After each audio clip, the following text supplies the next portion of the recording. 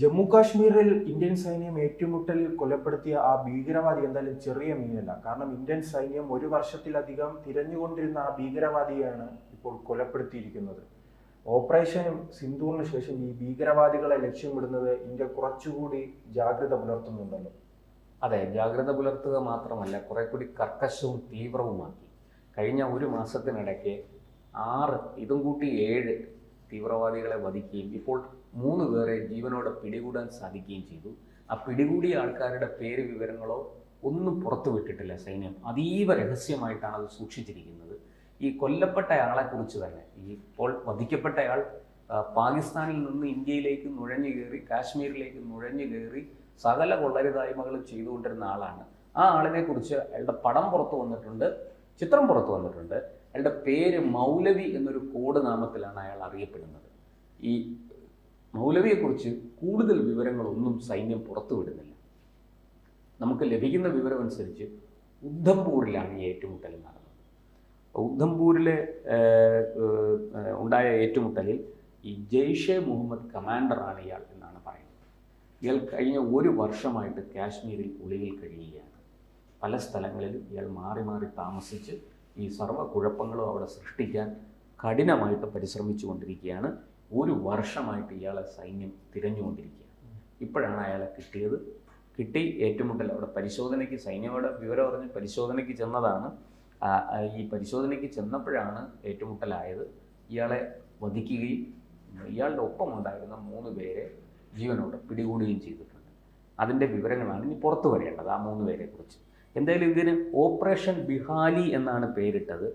ഈ ഉദ്ധംപൂരിലെ ബസന്ത്ഗഡിലാണ് ഈ സംഭവം നടക്കുന്നത്. ബസന്ത്ഗഡിലെ ബിഹാലി എന്ന് പറയുന്ന മേഖലയിലാണ്. ഇത് വ്യാഴാഴ്ചയായിരുന്നു ഈ സംഭവം നടന്നത്. നമ്മൾ കഴിഞ്ഞ ദിവസം ഇത് ചർച്ച ചെയ്തതാണ്. പക്ഷെ അപ്പോൾ നമുക്ക് ഇയാളുടെ പേര് വിവരങ്ങളോ മറ്റ് ഡീറ്റെയിൽസോ ഒന്നും കിട്ടിയിരുന്നില്ല. ഇപ്പോഴും നമുക്ക് കിട്ടുന്ന വിവരങ്ങൾ അനുസരിച്ച് മൗലവി എന്ന കോഡ് നാമത്തിലാണ് ഇയാൾ അറിയപ്പെട്ടിരുന്നത് എന്നാണ് പറയുന്നത്. എന്തായാലും ഒരു കാരൂർ നുള്ള എന്ന് പറയുന്ന സ്ഥലത്ത് ആ ഒരു ഏരിയയിൽ അവർ ഒളിച്ചിരിക്കുകയാണ്, ഭീകരർ ഒളിച്ചിരിക്കുകയാണെന്നുള്ള വിവരം സൈന്യത്തിന് ലഭിച്ചു. അങ്ങനെയാണ് ഭീകരവാദികൾ കുറച്ച് വർഷങ്ങളായി തന്നെ ഇന്ത്യയിൽ, പ്രത്യേകിച്ച് ജമ്മു കാശ്മീരിൽ സമാധാനം തകർക്കാൻ ശ്രമിക്കുകയാണ്. അതിന്റെ ഒരു തുടക്കമായിരുന്നല്ലോ നാം പെഹൽഗാമിൽ കണ്ടത്. അപ്പോൾ കൂടുതൽ ഭീകരവാദികൾ ഇപ്പോഴും ചിലപ്പോൾ അവിടെ ക്യാമ്പ് ചെയ്യുന്നുണ്ടല്ലേ? അല്ല, എത്ര ഭീകരർ ഇങ്ങോട്ട് നുഴഞ്ഞു കയറിയിട്ടുണ്ടെന്നുള്ളതിനെ കുറിച്ച് നമുക്കിപ്പോൾ പറയാൻ കഴിയില്ല. ഒരു പക്ഷേ സൈന്യത്തിന് അതൊക്കെ അറിയാമായിരിക്കാം. അവർ വളരെ ജാഗ്രതയോടെ, കാരണം ഇത് ചുമ്മാ പോയി അങ്ങ് ആരെങ്കിലും പിടികൂടാനോ അല്ലെങ്കിൽ അവിടെ എന്തെങ്കിലും സൈനിക നീക്കം നടത്താനോ സാധിക്കില്ലല്ലോ. പരിശോധനയ്ക്ക് ചെല്ലുമ്പോൾ സൈന്യത്തിന് നേരെ വെടിയുതിർക്കുന്നു. അപ്പോഴാണ് സൈന്യം അലർട്ടായിട്ട്, പ്രത്യേക സൈനിക നിയമം നിലനിൽക്കുന്നുണ്ട്. സൈന്യത്തിനെ വെടിവെച്ചാൽ തിരിച്ച് സൈന്യം, കാരണം ഒരു മിലിറ്ററി ഓപ്പറേഷനാണ്, സൈനിക നീക്കമാണ്. അതുകൊണ്ട് തന്നെ അവിടെ അതിന് കൃത്യമായിട്ട് സൈന്യത്തിനോടൊപ്പം ജമ്മു കാശ്മീർ പോലീസും ഉണ്ടാകും. അതൊക്കെ കൊണ്ട് വളരെ കൃത്യമായിട്ട് അവർക്ക് പരിശോധനകൾ നടത്താനും കുഴപ്പങ്ങൾ ഉണ്ടെങ്കിൽ അതിനനുസരിച്ച് നടപടിയെടുക്കാനും പറ്റും.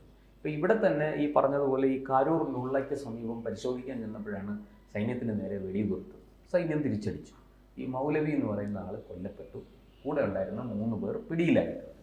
ഇത് പൊതുവേ കാശ്മീരിലെല്ലാം ഇപ്പോൾ ഇങ്ങനെയാണ് നടക്കുന്നത്.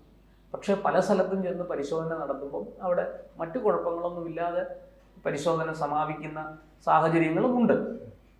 കാരണം എന്താണെന്ന് വെച്ചാൽ, മുമ്പ് ഈ പാകിസ്ഥാനിൽ നിന്ന് ലഭിക്കുന്ന പണം, ഈ ഭീകര പ്രവർത്തനങ്ങൾക്ക് പാകിസ്ഥാൻ ഫണ്ട് ചെയ്യുന്നുണ്ട്. ആ പണം ഉപയോഗിച്ച് അവിടുത്തെ ചെറുപ്പക്കാരും ആൾക്കാരും ഒക്കെ സൈന്യത്തിന് നേരെ കല്ലെറിയുക, വാഹനങ്ങൾക്ക് നേരെ കല്ലെറിയുക, ക്രമസമാധാന നില ഭംഗപ്പെടുത്തുക, അങ്ങനെ ഒരുപാട് കുഴപ്പങ്ങൾ ഉണ്ടാക്കിയിരുന്നു. ഇപ്പോൾ അതിൽ നിന്നെല്ലാം മാറി അവിടെ ഈ പറയുന്നതിൽ ആർട്ടിക്കിൾ 370 വകുപ്പെടുത്ത് ദൂരെ കളഞ്ഞ് കാശ്മീരിൽ സമാധാനം തിരിച്ചു വന്നു. അവിടെ ഉള്ളവർക്ക് തൊഴിൽ, വലിയ ഫണ്ടിങ്ങാണ് അവിടെ വരുന്നത്, വലിയ വികസനമാണ് അവിടെ വരുന്നത്.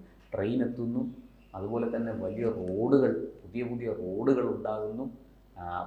വിദേശ നിക്ഷേപം കാശ്മീരിലേക്ക് വരുന്നു. ടൂറിസവുമായി ബന്ധപ്പെട്ട വ്യവസായം അഭിവൃദ്ധിപ്പെടുത്താൻ വിദേശ നിക്ഷേപം വരുന്നു. വിദേശ നിക്ഷേപം മാത്രമല്ല, ഇന്ത്യയിലെ മറ്റു വലിയ വ്യവസായികൾ അവിടെ മുതൽ മുടക്കുന്നു. മറിച്ച് മുമ്പാണെങ്കിൽ അവിടെ ആർക്കും അങ്ങനെ ചെന്ന് ഒന്നും ചെയ്യാൻ സാധിക്കില്ല. അവിടെ ഭൂമി വാങ്ങാൻ പറ്റില്ല. അവിടെ ഏതെങ്കിലും ഒരു പുതിയ വ്യവസായം തുടങ്ങാൻ സാധിക്കില്ല. ഒരു തരത്തിൽ അവിടെ ആകെ ഉള്ളത് ഈ ആപ്പിൾ ഓറഞ്ച് കൃഷി, അതിൽ നിന്ന് കിട്ടുന്ന തുച്ഛമായ വരുമാനം. പിന്നെ കിട്ടുന്നത് ഈ കള്ളപ്പണമാണ്, ഈ പാകിസ്ഥാനിൽ നിന്ന് വരുന്ന കറുത്ത പണമാണ് പിന്നെ കിട്ടുന്നത്. അപ്പോൾ ചെറുപ്പക്കാർക്ക് സുഖം ഈ കിട്ടുന്ന കാശും വാങ്ങിച്ച് കല്ലെറിയാൻ പോയാൽ മതി. എന്തിന് കല്ലെറിയുന്നു എന്ന് പോലും അറിഞ്ഞുകൂടാത്ത ആൾക്കാരാണ് ബഹുഭൂരിപക്ഷവും. അവരെ അന്ധമായ ഈ മതത്തിൻ്റെ ചട്ടക്കൂടിൽ തളച്ചിട്ട് അതിൻ്റെ പേരിൽ സ്വാതന്ത്ര്യം, അതിൻ്റെ പേരിൽ സാമ്രാജ്യത്വ വിരുദ്ധ സമരം. ഇവിടെ നമ്മൾ നാഴികയ്ക്ക് 40 വട്ടം കേൾക്കാം ഈ ഇടതുപക്ഷക്കാർ പറയുന്നത് പോലെയാണ് സാമ്രാജ്യത്വ വിരുദ്ധ സമരം. ഇങ്ങനെയൊക്കെ പറഞ്ഞ് ചില ഗിമിക്കുകളൊക്കെ ഉണ്ടാക്കി അവിടെ ചില സംഘടനകളുടെ കയ്യിലായിരുന്നു കാശ്മീർ. ഹുറിയത്ത് പോലെ, ഹിസ്ബുൾ പോലെയുള്ള ചില സംഘടനകളുടെ കയ്യിലാണ് ഈ കാശ്മീർ നിലനിന്നിരുന്നത്. പ്രധാനപ്പെട്ട 2 രാഷ്ട്രീയ പാർട്ടികൾ അവിടെ ഉണ്ട്, PDPയും നാഷണൽ കോൺഫറൻസും ഉണ്ട്. പക്ഷേ സംഘടനകളുമായി ബന്ധപ്പെട്ട് അവരെ വേട്ടയാടുക എന്നാണ് ചില നമ്മുടെ സാംസ്കാരിക നായകർ അടക്കമുള്ളവർ പറയുന്നത്. കാരണം ഇത്തരം സൈന്യത്തെ കല്ലെറിയാനും ഇത്തരം ഭീകരവാദ പ്രവർത്തനങ്ങൾക്ക് ഫണ്ട് ചെയ്യാനും എല്ലാം അവർക്ക് അവസരം ഉണ്ടായിരുന്നു മുൻകാലങ്ങളിൽ. പക്ഷേ പുതിയ കേന്ദ്ര സർക്കാർ വന്നതിന് ശേഷം അവരെ വേട്ടയാടുകയും പിന്നീട് അവർക്കുള്ള തന്നെ ഈ രാഷ്ട്രീയ പാർട്ടികൾക്കും, പിന്നെ രാഷ്ട്രീയ പാർട്ടികൾ കാണുന്നത് മറ്റൊരു രാജ്യം പോലെയാണ്. നമ്മുടെ ഇടതുപക്ഷം തന്നെയാണ് ഉണ്ടല്ലോ, DYFIക്ക് പകരം അല്ലെ ഐക്ക് പകരം അവിടെ K ആണ്. അങ്ങനെ മറ്റൊരു രാജ്യം പോലെ കരുതിയിരുന്ന മണ്ണ് 2019 തന്നെ 370 വകുപ്പ് എടുത്തു കളഞ്ഞതിന് ശേഷം ഇന്ത്യയുടെ ഭാഗമാക്കി മാറ്റുകയാണ് ചെയ്തത്. അവിടെ അതുപോലെ തന്നെ ഈ വേട്ടയാടുന്നു എന്ന് പറഞ്ഞില്ലേ, കേന്ദ്ര സർക്കാർ ചെയ്തത് എന്താണ്? കൃത്യമായിട്ട് കുഴപ്പക്കാരായി അവിടെ നിരന്തരം കുഴപ്പങ്ങൾ സൃഷ്ടിച്ചുകൊണ്ടിരുന്ന ആൾക്കാരെ കോൺഗ്രസ് ഭരണകാലത്ത് മൻമോഹൻ സിംഗ് ഡൽഹിയിൽ വിളിച്ച് ചർച്ച നടത്തുമായിരുന്നു. അവർ ഈ ചർച്ചയിൽ നടത്തി ഇവിടുന്ന് സദ്യയുണ്ട് തിരിച്ചു നിന്ന് അവിടെ പട്ടാളത്തിന് നേരെ വെടിവെക്കാനാണ് ആൾക്കാരെ പ്രേരിപ്പിച്ചുകൊണ്ടിരുന്നത്. ഇപ്പോൾ ഷടനോട് ശാഠ്യം അമിത്ഷായും രാജ്നാഥ് സിംഗും നരേന്ദ്രമോദിയും ഒന്നും അക്കാര്യത്തിൽ ഒരു വിട്ടുവീഴ്ചയില്ല. അടിക്ക് അടി, എല്ലാത്തിനെയും പൊക്കി അകത്താക്കി. നേതാക്കൾ അകത്തായതോടുകൂടി ഇത് ചിന്ന ഭിന്നമായിപ്പോയി. ഒപ്പം അവിടെ വലിയ വ്യവസായങ്ങൾ വന്നു. ടൂറിസം തന്നെ ഒരു വലിയ വ്യവസായമായി മാറി. ഒരു വർഷം 2.5 കോടിക്ക് മുകളിൽ ആൾക്കാർ കാശ്മീർ സന്ദർശിക്കുകയാണ്, വിനോദസഞ്ചാരികൾ. അപ്പോൾ കാശ്മീരിലെ ജനങ്ങളുടെ പോക്കറ്റിൽ, അവിടുത്തെ തദ്ദേശീയരായ പ്രത്യേകിച്ചും ചെറുപ്പക്കാരുടെ പോക്കറ്റിൽ കൃത്യമായിട്ട് വരുമാനം വരാൻ തുടങ്ങി. അവൻ അധ്വാനിച്ച് ജീവിക്കുന്നതിൻ്റെ എന്താ പറയുക, അവനവൻ്റെ വിയർപ്പ് കൊണ്ട് അന്നം ഉണ്ടാക്കി കഴിക്കണമെന്ന് പറയാറുണ്ടല്ലോ ബൈബിളിലും മറ്റുമൊക്കെ. അതുപോലെ അവനവൻ്റെ അധ്വാനം കൊണ്ടുണ്ടാക്കിയ പണം, അതിൽ നിന്ന് കിട്ടുന്ന സുഖം അത് മറ്റൊന്നാണ്. അതിന് സമാധാനമുണ്ട്, ശാന്തിയുണ്ട്. ഈ പറഞ്ഞതുപോലെ അയൽ രാജ്യത്തിൻ്റെ പണവും വാങ്ങി സൈന്യത്തിന് നേരെ കല്ലെറിയാൻ പോകുമ്പോൾ അവന് പേടിയുണ്ട്. കാരണം എങ്ങാനും ഒരു വെടി തിരിച്ചു വന്നാൽ, സൈന്യം അങ്ങനെ അവരെ ആക്രമിച്ചിട്ടില്ല, പക്ഷെ എങ്കിലും ഒരു വെടി തിരിച്ചു വന്നാൽ ചത്തത് തന്നെ. ഇപ്പോൾ അതൊന്നുമില്ല.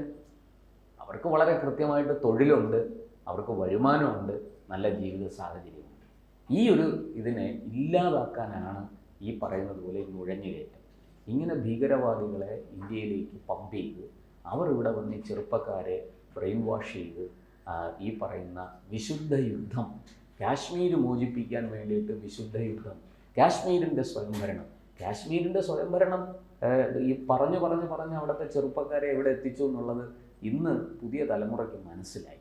അതുകൊണ്ട് തന്നെ അവർ വലിയ രീതിയിൽ ഇന്നിപ്പോൾ അവിടുത്തെ സ്കൂളുകളിലും കോളേജിലും എല്ലാം കുട്ടികൾ കൃത്യമായിട്ട് പോകുന്നു, പഠിക്കുന്നു, അവർ വലിയ ബിരുദങ്ങൾ നേടുന്നു. കഴിഞ്ഞ 6 വർഷമായിട്ട് നമ്മൾ 2019 മുതൽ നമ്മൾ കാണുന്നുണ്ട്. അവിടെ സ്കൂളുകളിലെല്ലാം ഹാജർ നില കൃത്യമാണ്, കോളേജുകളിൽ ഹാജർ നില കൃത്യമാണ്, കുട്ടികൾ നന്നായിട്ട് പഠിക്കുന്നു, നല്ല തൊഴിലവസരങ്ങൾ വരുന്നു, കാശ്മീർ വികസിക്കുന്നു. അവിടെ കൃത്യമായിട്ട് ട്രെയിൻ വരുന്നു, പുതിയ വിമാനത്താവളം വരുന്നു, അതുപോലെ തന്നെ പുതിയ റോഡുകൾ വരുന്നു. ഇതെല്ലാം കാശ്മീരിൻ്റെ മുഖച്ഛായ മാറ്റുകയാണ്. ഇത് അംഗീകരിക്കാനും അതിനെ അങ്ങനെ അങ്ങ് കീഴടങ്ങാനും ഈ പറയുന്നത് പോലെ പാകിസ്ഥാൻ തയ്യാറില്ല. അവർക്ക് കാശ്മീർ കൂടിയേ തീരൂ. അടി എത്ര കൊണ്ടാലും അവർ പഠിക്കില്ല. വീണ്ടും ഭീകരന്മാരെ പരിശീലിപ്പിച്ച് ഇങ്ങോട്ടേക്ക് അയക്കുകയാണ്. അതിലൊരുത്തനാണ് ഇപ്പോൾ തീർന്നത്, മൗലവി. ഈ മൗലവിയുടെ യഥാർത്ഥ പേരെന്താണെന്ന് പോലും ഇപ്പോൾ പുറത്തു വന്നിട്ടില്ല. ഈ പിടിയിലായ മറ്റു 3 പേരെക്കുറിച്ച് കൂടുതൽ വിവരങ്ങൾ വരാനുണ്ട്. അതുകൂടി വന്നതിന് ശേഷം ഒരു പക്ഷേ മൗലവി ആരാണ് എന്താണെന്നൊക്കെ അറിയും. ഇപ്പോൾ കിട്ടിയ വിവരം അനുസരിച്ച് ഇയാൾ ജെയ്ഷെ മുഹമ്മദിൻ്റെ ഒരു കമാൻഡറാണ് ഈ കൊല്ലപ്പെട്ടിരിക്കുന്നത്. നിസ്സാരക്കാരനല്ല. 1 വർഷമായിട്ട് കാശ്മീരിൽ ഒളിച്ച് താമസിക്കുകയാണ്. എന്തായാലും 1 വർഷമായിട്ട് ഒളിച്ച് താമസിക്കുന്ന ഒരാളെ കണ്ടെത്തി ഇല്ലായ്മ ചെയ്യാൻ സൈന്യത്തിന് സാധിച്ചത് വലിയ നേട്ടം തന്നെയാണ്. പ്രത്യേകിച്ചും ഈ പഹൽഗാമിന് ശേഷം വളരെ കൃത്യമായിട്ട് ഈ ഓപ്പറേഷൻ, ഈ ഭീകരരെ കണ്ടെത്തി അവസാനിപ്പിക്കുന്ന ഓപ്പറേഷൻ വളരെ കാര്യക്ഷമമായിട്ട് തന്നെയാണ് നടക്കുന്നത്. കൂടുതൽ വാർത്തകളും വിശേഷങ്ങളും നിങ്ങളിലേക്ക് എത്താൻ ABC മലയാളം സബ്സ്ക്രൈബ് ചെയ്യുക, ബെൽബട്ടനും അമർത്തുക.